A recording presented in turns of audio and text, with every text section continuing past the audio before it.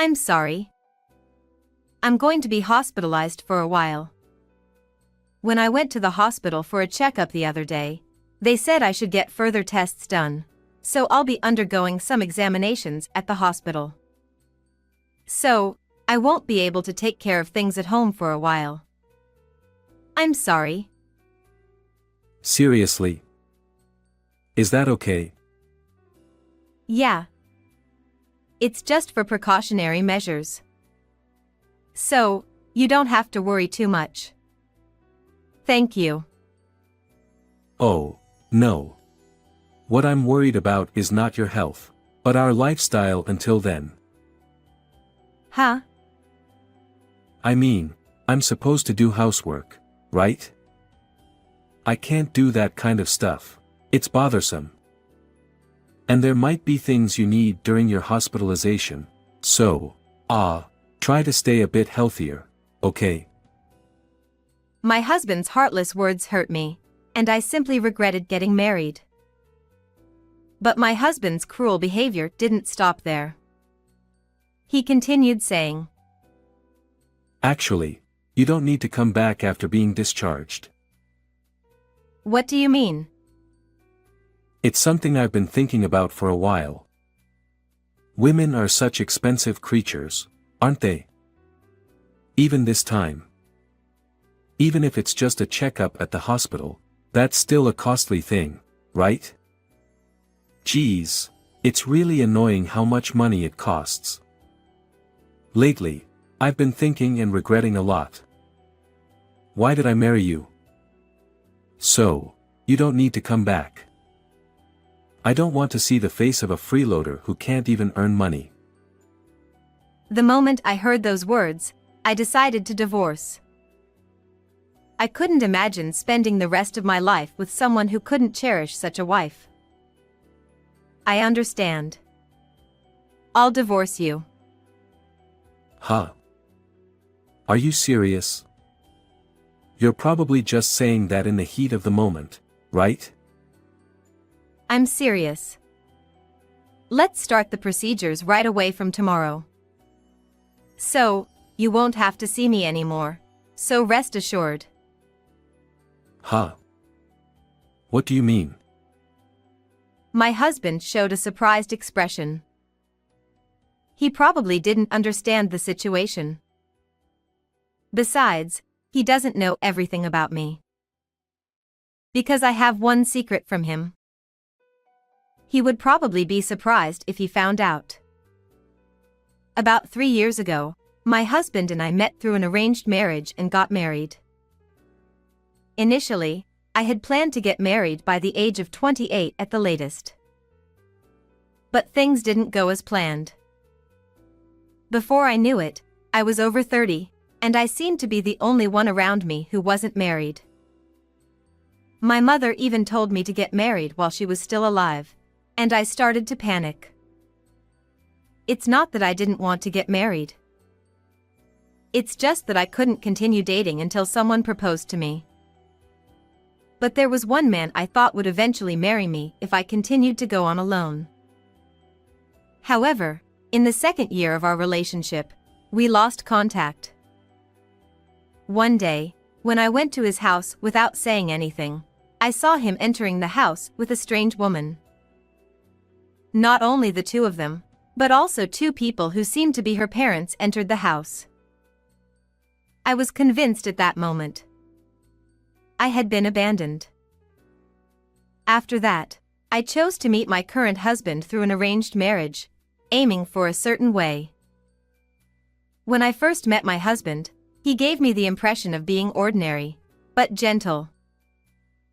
I was in a hurry to get married, so I thought he would do. I positively proceeded with the marriage proposal. My parents seemed relieved at last. And our relationship progressed smoothly, leading to marriage. It was a relief to put an end to my single life in some way, but my husband gradually changed after we got married. When we got married, my husband started talking about something like a rule for married couples, and at first, I thought it was a good idea, but it gradually became troublesome.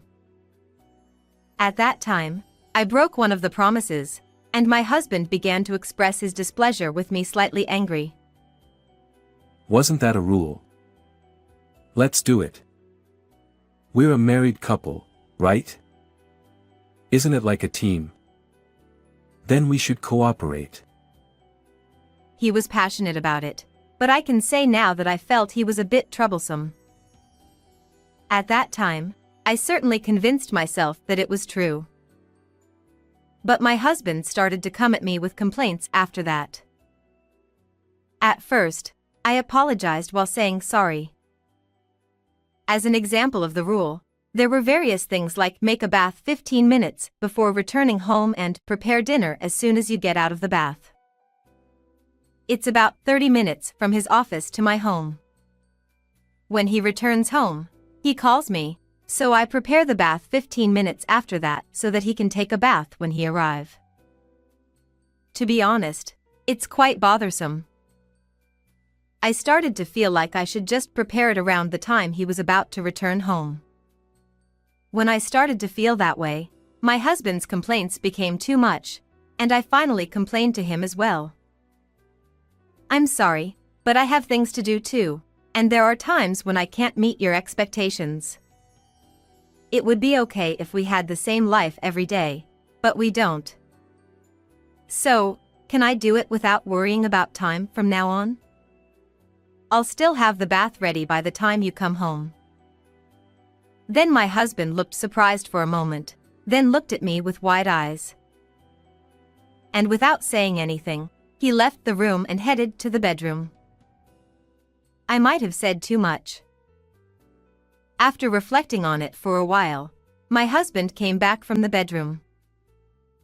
When I tried to talk to him, my husband placed something on the table as if to slam it down. When I saw what he had placed, I was astonished. What does this mean? What is this? Can't you tell by looking? Well, I guess not. Let me explain. This is a divorce document, which dissolves the marriage between husband and wife. I'm not asking about that. I'm asking if you're serious about bringing something like this out. And it's already filled out. Does that mean you intended to divorce from the beginning? That's right. I've always been prepared for divorce since before we got married. After all, marriage is about strangers living together. It's not like a family, it's something that doesn't work well if strangers live together. So, I was just prepared for it at any time. Besides, I'm sure I told you when we got married that you must always keep your promises. If you can't keep them, there's no choice but to divorce, right? I can't believe it. I realized at this moment that the kindness he showed me during our arranged marriage was a lie. My husband had always been prepared to divorce. Thinking that, I suddenly felt miserable about being so happy about marriage. Should I just sign this divorce document in front of me and get divorced? But I calmed down and thought about it. If I divorce now, my parents, who were so happy, as well as my friends and relatives, will undoubtedly be disappointed. Besides, I'm at this age. If I divorce at this age, I don't know if I'll find another partner. I can't help it. I'm sorry. It was my fault. From now on, I'll do as you wish. So, won't you reconsider the divorce? Hey. Is that the attitude you have when you apologize? I won't understand unless you apologize sincerely from the bottom of your heart, even if you have to prostrate yourself. It was reluctant and frustrating, but I apologized to my husband by prostrating myself on the floor. My husband looked satisfied and even threw away a parting remark, telling me to be more careful from now on. After my husband left, tears of frustration overflowed from me, and I couldn't move from that spot for a while. I didn't expect to be subjected to such unfair treatment just to stop the divorce. I never thought that my husband would be the kind of person who would do such a thing. After that, my daily life became more stressful. Day after day, I felt rushed for time, putting everything about myself on hold. It became a life completely centered around my husband. He seemed satisfied that I had become more submissive. But I was physically and mentally exhausted. However, during those times, my friend Samantha provided some relief for my heart. She was a friend from high school, and we still met occasionally. By the way, I had told Samantha about my husband's recent behavior. Although she didn't explicitly say I should divorce him, she mentioned that if things continued as they were, he would only treat me like a servant. Perhaps I should consider divorce. But Samantha, who cared about my mental state, brought up a different topic one day. "Would you like to help me with my work?" "Your work?" "But I have no experience with computers." It's okay. You'll be able to do it if I teach you properly." "Megan, you catch on quickly. It'll be fine." Samantha currently operates an online shop. I had heard that she was earning quite well. Even though she could manage it alone without hiring anyone, why me? She said she wanted an extra pair of hands. Looking back, I think Samantha was considerate of me, who was struggling in my daily life. I also wanted to take a break, so I agreed without hesitation. I hesitated whether to tell my husband about this, but Samantha advised me to keep it a secret. Because if it doesn't work out, you'll have nowhere to escape. Cheating is wrong, but it's okay for married couples to have small secrets. And if he asks, just say you're visiting me. And so, a few days later, I started working at Samantha's house. It was mainly computer work, so at first, things didn't go as smoothly as I'd hoped, and I had to ask Samantha for help a lot. But gradually, I got used to it. Of course, when I returned home, it was back to the husband-centered life. But knowing I had a place to relax made me feel much better. And I started earning some income too. However, since I was still under my husband's support in the tax paper, I had to adjust that part. But perhaps due to the stress of daily life, I fell ill one day and had to go to the hospital. There, I was recommended for further tests and hospitalization. When I told my husband about it after he returned home, his response was incredibly heartless. How long is this hospitalization supposed to last? And who's going to take care of my needs while you're there? Huh? I'm not sure about that. Hey! Don't just go to the hospital without proper preparations. Prepare the bath 15 minutes before I come home, and make sure someone else takes care of things like that. Then maybe I can ask my parents. Can't you think a little? Calling your mother would make me look bad, wouldn't it? Isn't there someone more discreet and convenient? It's impossible, sorry, but I'll do it myself. In the end, my husband reluctantly agreed, grumbling all the while. Once you're discharged, you better start working hard. As he kept repeating these things, I remembered something Samantha had told me. Even if you say something wrong, it's okay. If he wants a divorce over it, isn't it his problem? Recalling this, I countered my husband for the first time in a while. This time, I'm going to the hospital for tests, you know? Can't you at least say good luck or something? Isn't that the least you can do? Huh? Even with household chores, it's the same. Can't you do it alone? I'm not asking you to handle chores for a big family. I'm asking you to handle your own chores. If you can't do that, then you're like a small child who can't do anything on their own. Oh, but maybe worse. After all, even children can do it once they're taught. I couldn't hold back anymore, and everything I had been suppressing came out one after another. What did you say? Did you forget what you apologized for the other day? If you say things like that, I'll divorce you anytime. Is that okay? Yes. That's fine.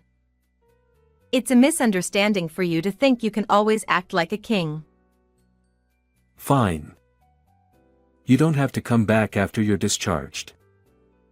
You're not fit to be my wife if you can't even earn money. What a disappointment I've got myself into. Understood. Let's get divorced then. Since there's a little time before my hospitalization, I'll proceed with the procedures as far as I can. Is that okay? You said it, right? There's no turning back now. If you apologize and write a pledge or something now, I'll forgive you. What will you do? I have no intention of apologizing. I'm divorcing you.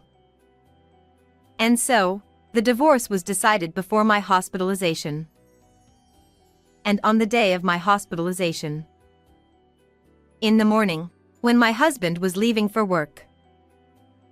You're going to Samantha's friend's place, right? But you won't be able to play anymore. From now on, you'll have to work hard alone, so you won't have time to play, right? Or are you one of those women who just play with their husband's money? That husband of your friend's has no taste. Even if he has a wife who does nothing but play, he's probably an incompetent husband who just does whatever his wife says. Well, good luck earning your keep. My husband left as if he had one, but he didn't know that I was working. Finally, I wouldn't have to adjust my income anymore. And he didn't understand anything. It wasn't me, but him whose position was in jeopardy. And then, I was hospitalized for testing. I was quite nervous about these tests. I wondered what would happen if they found something wrong. However, the result came out fine, and I was discharged safely. Samantha came to pick me up on the day of my discharge. With her help, I moved to Samantha's house, and the next day, I started working there. I had already signed a lease for an apartment, and all that was left was to move my belongings out of my husband's house. A few days later, I hired a moving company to move my belongings. After finishing the move and returning home, I saw a large number of missed calls on my phone. The caller was my husband. Thinking that maybe I had forgotten to bring something, I answered the phone. Hello? Don't call me so many times while I'm working. What do you want? Hey. You're the one who told on me, right? Huh? What are you talking about all of a sudden? That friend of yours, Samantha's husband, he's our regional manager. Oh, really? You knew, didn't you? Well, yeah. Are you trying to get revenge? Pathetic. Trying to disgrace me with gossip. You're such a pathetic woman. Call it what you want. Well, we're not married anymore. And did you call just to say that? Then my husband hesitated a bit. Could you please clarify things? Otherwise, it'll be awkward when we meet at meetings, right? Please tell her it was a misunderstanding. If you do, I'll pay for compensation or whatever. Is that the way you ask someone for help? Huh. Is that the attitude you have when you apologize? If you're going to apologize, you have to apologize sincerely from the bottom of your heart, even if you have to prostrate yourself. Otherwise, it won't be convincing. That was originally something my husband had said to me. Don't let him get away with it. Ugh. Switch to video call. I can't see you properly on the phone. My husband switched to video call, revealing himself. I deeply apologize for this misunderstanding. Please clear things up with the regional manager. My husband bowed his head to the ground. But I would repay twice as much. Oh, sorry. The signal seems to be bad. I couldn't see it properly, so the misunderstanding hasn't been cleared up. Well, goodbye. Hey, wait. And with that, I hung up. And thus, this incident came to a close. As for my husband after that, rumors spread to other store managers at a meeting attended by the regional manager, making it uncomfortable for him. He submitted a request for a transfer. Now it seems he has been transferred to another region. Even though my husband had climbed to a higher position, he couldn't retire because of the good salary. But rumors also spread at his new assignment, and it seems there was no escape for him. He seems to be quietly working now. Since then, I have been working with Samantha, and our performance has been outstanding. We plan to expand further in the future and tackle various businesses. I'm truly grateful to Samantha. If it weren't for her, I might still be a servant by now. So, if she ever needs help, it's my turn to help her this time. That's the only way I can repay her kindness. How did you like this story? Don't forget to subscribe to the channel. See you in the next video.